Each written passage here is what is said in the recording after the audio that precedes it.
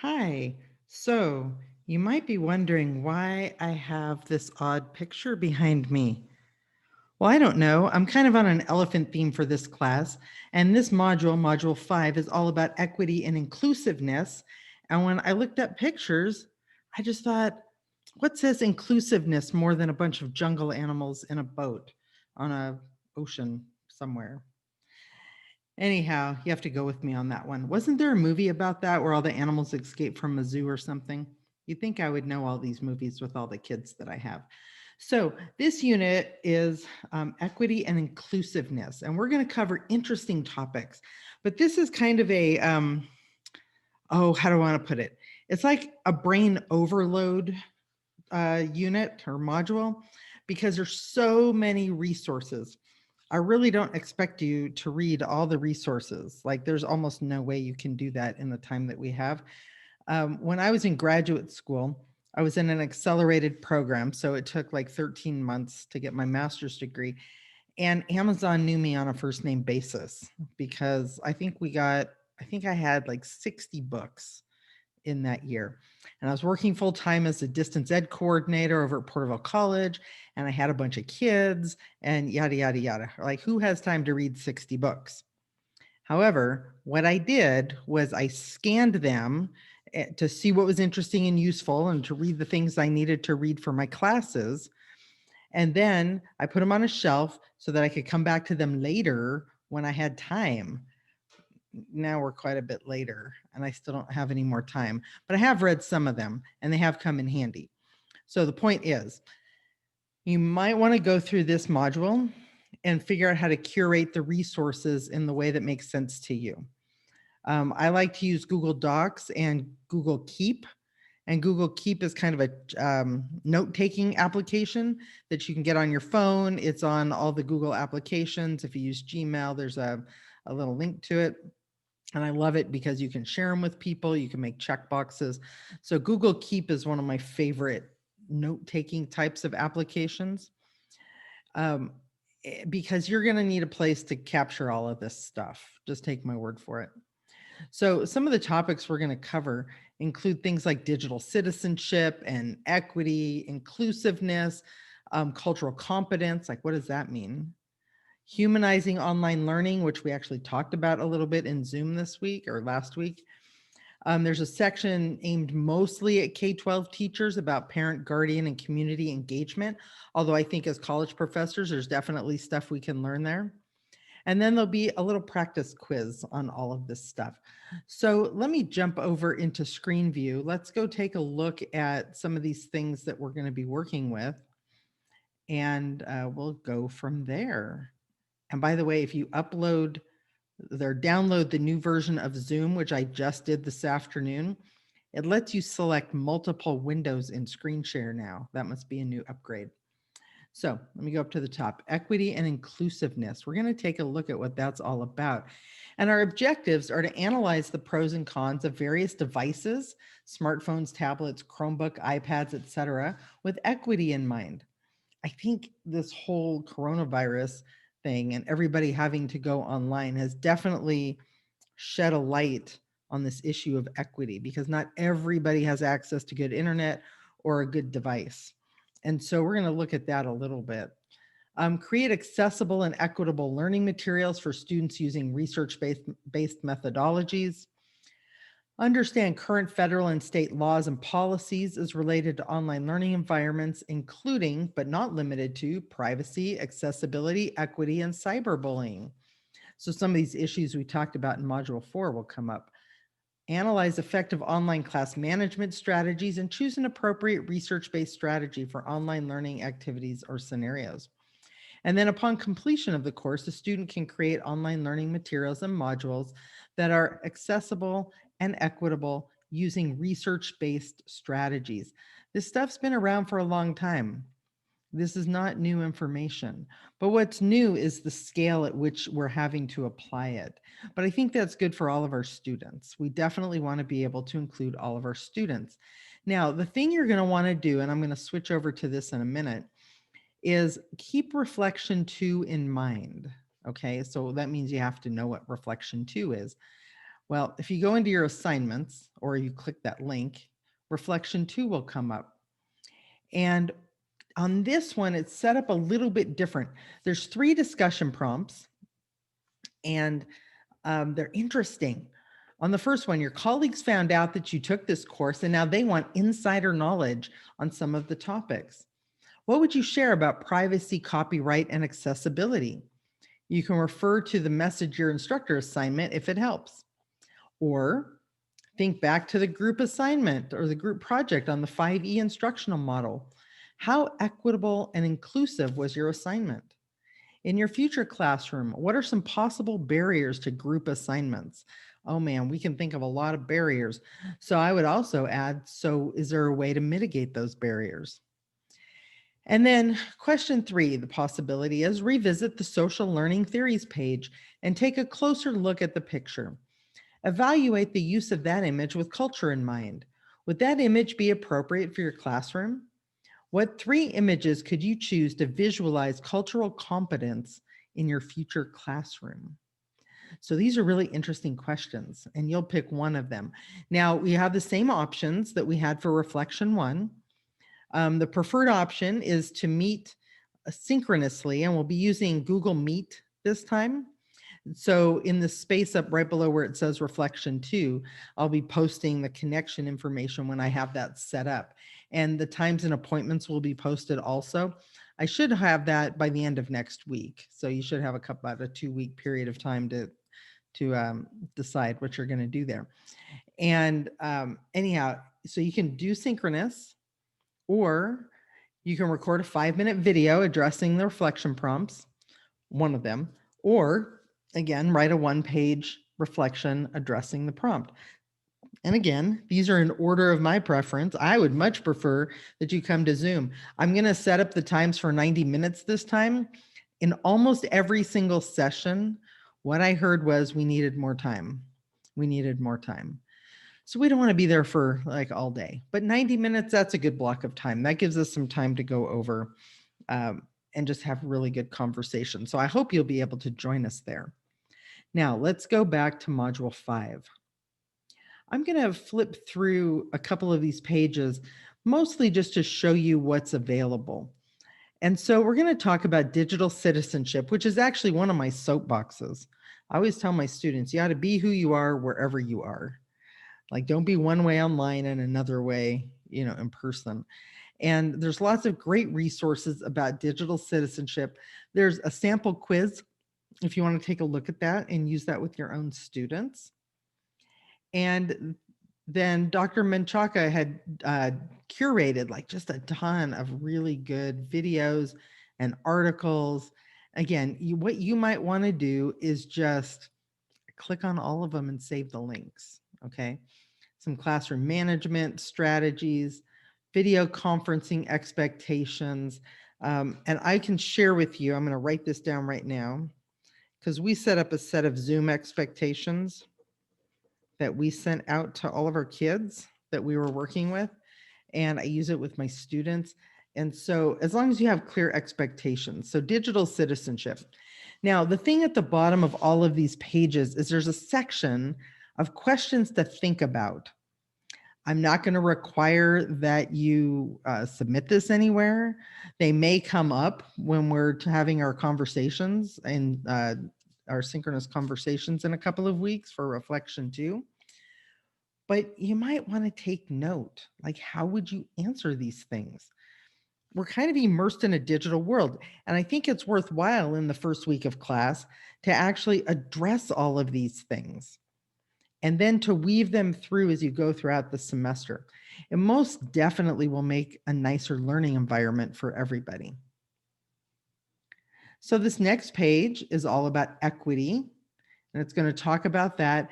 And you've probably seen this cartoon before, but it kind of sums up the difference between equity and equality. So equality is giving everybody the same thing, regardless of their height or whatever, advantage or disadvantage they have. Equity means making sure everybody can access. It's fair in every situation. So I really like this cartoon. It's a good illustration. So again, there's going to be some resources and some questions to think about. Now, on this page, inclusiveness, this talks about things. Now, what this says on this one, including but not limited to privacy rights, accessibility, cyberbullying, that's this page. How do you make sure everyone feels safe and seen? That everyone feels like they're a part of the learning. And there's a lot of resources for that. Again, more questions to think about. Cultural competence has to do with being sensitive to differences in culture. And maybe it's my background in linguistics because I'm very aware, especially with nonverbal communication, that some things that we do here in other cultures have very, very different meanings. And that goes for a lot of references, for cultural knowledge, for awareness. You can't just assume that when you say something, that everybody understands it to mean the same thing. You can't assume that there's a body of shared knowledge all the time. So this page will give you some resources to learn about and think about cultural competence and why it is important.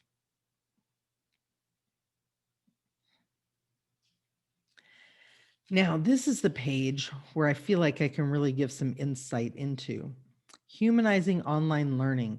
We talked about this quite a bit in Zoom. At least I feel like we did.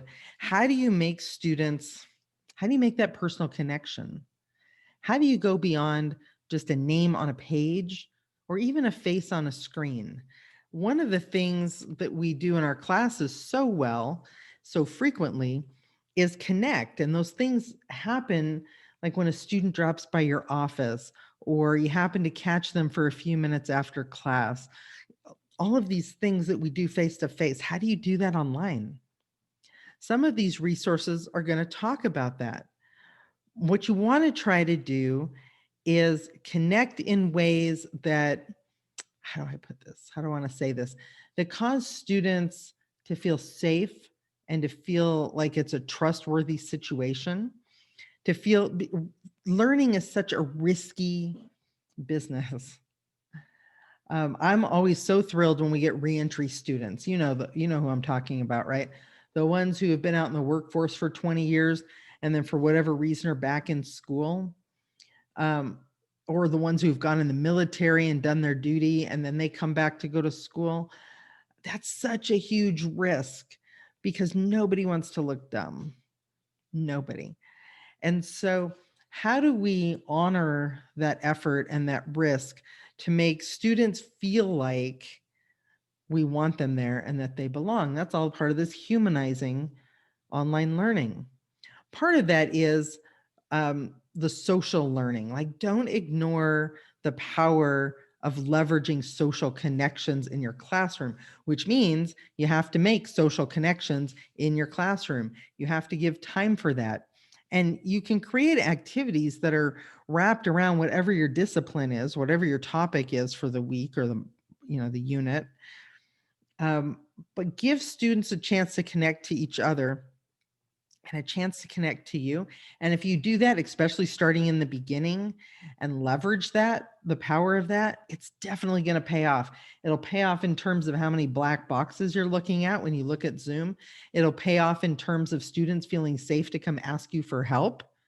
Because we all know that usually you get those assignments and you're just like, oh my goodness, why didn't they just ask the question?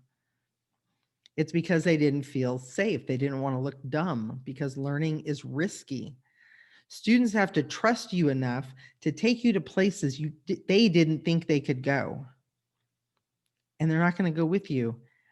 What's that quote about students don't care what you know until they know that you care? That's all part of this humanizing online learning. And honestly, it just makes it more fun for everyone. So the next page is a little more focused on K-12 situations. In community college, we don't really interact with the parents. Like, that's not really our thing. Okay. Frequently, actually, I get homeschool students, and so I will talk to them sometimes. But as a rule, most people are adults. However, in K-12, you definitely have to deal with, the parents, the family, the community, this like whole bubble that the student is in, because all of those people impact student learning, this student's learning. And so the more you can engage with those stakeholders, the better experience that it will be for your students. Now, this last part is a little practice quiz. And so just go through this. It's only a couple of questions, 7 questions. It'll let you jump to the next area. So I'm going to stop screen sharing because there is one more thing that's going to be available, but it's not available yet. And it probably won't be available until next week because I have to revamp it quite a bit. But it's another checking in. Okay. And so that'll be due at the end of week 5. I don't have the calendar right in front of me. This is why I have a calendar, because I forget the dates. Anyhow, look at the calendar. You'll see when the checking in thing is due. It's whenever the stuff for the module is due, which I want to say is January 3rd, but don't hold me to that. Okay. Because I don't have it in front of me. If it's not on the calendar, it doesn't exist. So anyhow, I'll post out an announcement when that's ready, or a message or something. There's 2 things I want to share with you. One are some resources that I put up in Discord. So let me pull that up and show you really quick what that looks like, because there's a lot of talk about video editing. And I had mentioned in one of the Zoom sessions that there's a professor out of Kansas State University, Dr. Michael Wesch, who has some really, really good resources for teachers.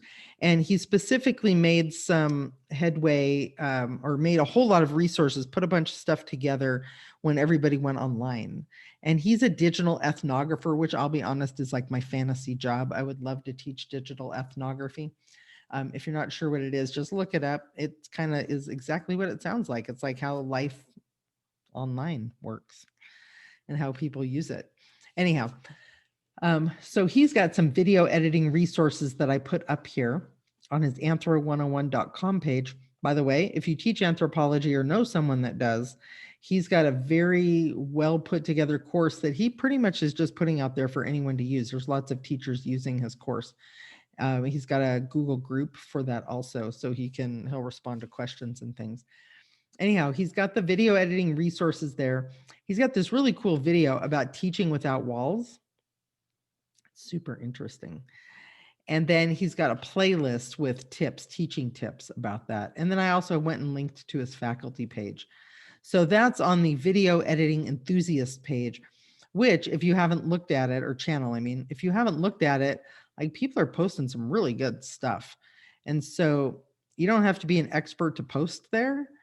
You just have to be curious and go take a read and see what's there. All right. So one last thing I'm going to finish up with, and then we'll call it a night. I have a teaching tip for you. And this is probably one of the most valuable teaching tips that I could possibly give you. It's along the lines of a video. Have you ever had, like, it's time to make the video. You go to make the video, you jump into Zoom, you look in the camera, and you're like, holy cow, my hair is out of control. Like, I have curly hair. You probably noticed that already. I have curly hair. It has a mind of its own. Like, it might be okay in the morning, and then by the evening, it's like, nope, not going to do that. And so I don't know. I don't care that much about how I look on camera, but I don't want my hair sticking up all over the place. So here is my video teaching tip. Find a really cool hat. I had a friend that made this hat. She made a matching scarf too. I don't know if you can see it. She made a matching scarf too. She knitted it, and I was super excited to get it. It's a sock monkey hat. Anyhow, whatever the case is, I've been known to just throw a hat over my head. One time it was midnight when I was making a video, and I'll share the link in the announcement. And I just, like, I totally didn't want to do anything. So I just like put a hoodie on and put a hat on, and I was talking about internet security anyhow. So I just pretended to be a hacker. Like, just do what it takes, but have some fun with it.